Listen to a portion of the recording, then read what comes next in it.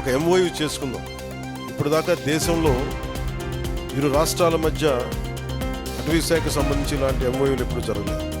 అది ఈశ్వర్ ఖండ్రే గారు చెప్పారు. ఇప్పుడు దాకా ఎప్పుడు జరగలేదు. పొరుగు రాష్ట్రాల మధ్య ఇంటర్ డిపెండెన్స్ ఉండాలి, పరస్పర సహకారం ఉండాలి, దీన్ని ఖచ్చితంగా ముందుకు తీసుకెళ్దామని చెప్పి ఆ రోజున సమస్యలన్నీ మేము దృష్టికి తీసుకెళ్ళినప్పుడు ముఖ్యంగా 6 అంశాల మీద చాలా కీలకమైన నిర్ణయాలు తీసుకున్నాం. ఒకటి, ఈ ఏనుగులు మొత్తం మన ఒకవైపు మన తమిళనాడు నుంచి, కర్ణాటక నుంచి, ఇటు కేరళ నుంచి మొత్తం ఇది ఎలిఫెంట్ కారిడార్. ఒకసారి తమిళనాడులో ఉన్న ఎలిఫెంట్స్ కూడా ఇక్కడికి వచ్చేస్తాయి. మనకున్నది కంటే కూడా వస్తున్న ఏనుగుల సంఖ్య ఎక్కువ. సో దానివల్ల ఏంటంటే వాటిని ఎలా చేయాలని దీని మీద ఒక ఎదుర్కొనే ఒక ఆలోచన విధానం, ఎలా ఎదుర్కోవాలి, దీన్ని మనిషికి ఏనుగుకి జంతువులకి మధ్య ఉన్న సమస్యను ఎలా అధిగమించాలి, అదొక అంశం. రెండవది, ఈ దీంట్లో ఒక వితిన్ ఫ్రేమ్వర్క్ ఏం పెట్టామంటే మావటీలకి కావటీలకి శిక్షణ మరియు సామర్థ్యాన్ని పెంపొందించడం. ఆంధ్రప్రదేశ్లో ఏనుగుల శిబిరాన్ని ఏర్పాటు చేసి వాటిని ఈ వైల్డ్ ఎలిఫెంట్స్ని టేమ్ చేసే మన ఎలిఫెంట్స్ని కుంకి ఏనుగులు అంటారు. అలాంటి కుంకి ఏనుగుల్ని కర్ణాటకలో ఎక్కువ ఉన్నాయి. ఆ కుంకి ఏనుగుల్ని ఈ దసరా తర్వాత, మీ అందరికీ తెలుసు మైసూరు దసరా ఉత్సవాల తర్వాత చాలా కీలక పాత్ర పోషిస్తాయి అక్కడ ఏనుగులు.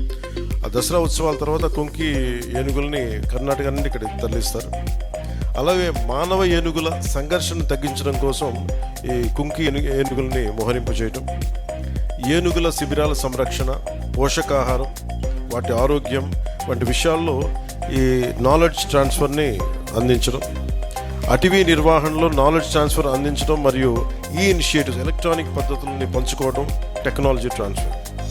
అలాగే అంతర్రాష్ట్ర సమన్వయం, ముఖ్యంగా ఇంటర్ స్టేట్ కోఆర్డినేషన్తో ఎర్రచందనం, వారికేమో మనకి ఎర్రచందనం సమస్య ఉంటే వాళ్ళకి మీకు శ్రీగంధం సమస్య వాళ్ళకు. సో వీటన్నిటి మధ్యలో ఈ బోర్డర్స్ని చాలా అనుకూలంగా వాడుకున్నాడు కర్ణాటకలో ఉండే స్మగ్లర్స్ కానీ, ఇటు మనకుండే ఎర్రచందనం స్మగ్లర్స్ కానీ. వీటన్నిటి మధ్య ఒక జాయింట్ టాస్క్ ఫోర్స్ ఒకటి పెట్టాలి. అధికారులు అక్రమ రవాణాని అడ్డుకోవాలి. అలాగే నిజంగా కనుక మనకి ఇలాంటి ఎంఓయూ కనుక గత ప్రభుత్వం, వైసీపీ ప్రభుత్వం కనుక చేసిండుంటే నిజంగా మన ఎర్రచందనం, అక్కడ తరలిపోయిన ఎర్రచందనం తిరిగి మనకు వచ్చేది. సో ఇలాంటి ఎంఓయూని దీనివల్ల జరిగేది ఏంటంటే, ఉదాహరణకి మన వస్తువు అక్కడికి వెళ్ళినా కానీ, మన సంపద అక్కడికి వెళ్ళినా కానీ ఈ ఎంఓయూ ప్రకారం తిరిగి ఇక్కడికి వచ్చే పరిస్థితి ఉంటుంది. నేను కర్ణాటకలో చూసింది ఇన్ఫర్మేషన్ టెక్నాలజీ ఇనిషియేటివ్స్ అంటే ఎంత అద్భుతంగా ఉందంటే, వాళ్ళ ఆఫీసెస్కి వెళ్తే ఒక చెట్టు పడిపోయినా దానిని ఈ శాటిలైట్ ఇమేజరీ ద్వారా మనం దాన్ని చూడగలిగి దాని వెంటనే ఎవరైనా ఎనీ కైండ్ ఆఫ్ ఎంక్రోచ్మెంట్స్ ఉన్నాయా ఫారెస్ట్లో, ఇవన్నీ చాలా అద్భుతంగా ఉన్నాయి. వెంటనే ఒక యాప్లో తెలిసేలాంటి ఒక ఇనిషియేటివ్స్ ఉన్నాయి. అంటే వెంటనే రియల్ టైంలో మనం చూడొచ్చు ఏం జరుగుతుంది అనేది. అలాంటి టెక్నాలజీ వాళ్ళ దగ్గర ఉంది. సో దాన్ని కూడా మనకి సహకరించమని కోరాం. దానికి కూడా పెద్ద మనసుతోటి ఉన్నతాధికారులు సహకరించారు.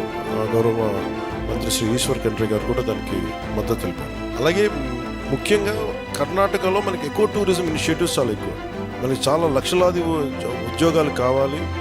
దాంట్లో భాగంగా ఎకో టూరిజం నుంచి ఎన్ని ఉద్యోగాలు మనకి రావాలనే దాని మీద గౌరవ ముఖ్యమంత్రి శ్రీ చంద్రబాబు గారు మాట్లాడుతున్నప్పుడు మనకి ఈ రివ్యూ మీటింగ్స్లో ఎకో టూరిజంని డెవలప్ చేయాలని చాలా బలంగా అనుకున్నాం. దాంట్లో భాగంగానే వారు ఎకో టూరిజంని ఎలా డెవలప్ చేశారు, ఆ విధానాలు ఏంటి, ఆ విధి విధానాలు మాతో పంచుకోమని, అలాగే మన అధికారులు అక్కడికి వెళ్ళటం, ఆ ఎకో టూరిజం ఇనిషియేటివ్స్ని మనం ఇక్కడ తీసుకురావడం కూడా జరుగుతుంది.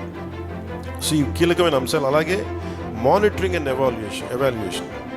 సో ఏమేమి జరుగుతున్నాయి, ఇద్దరు పీసీసీఎఫ్లు, మన కర్ణాటకను ఆంధ్రప్రదేశ్ పీసీసీఎఫ్ ఇద్దరు ఉన్నతాధికారులు ఇద్దరు పరస్పరం దీన్ని ఎవాల్యుయేట్ చేస్తూ ఉంటారు. ఈ అనుకున్నాం టైం లైన్స్, అభివృద్ధి ఎలా ఉంది, ఎలాంటి ఇబ్బందులు ఉన్నాయి, వీటన్నిటిని ఎప్పటికప్పుడు సమీక్షలు చేసుకుంటూ ఉంటారు. అది ఈ ఎంఓయూ తాలూకు సారాంశం.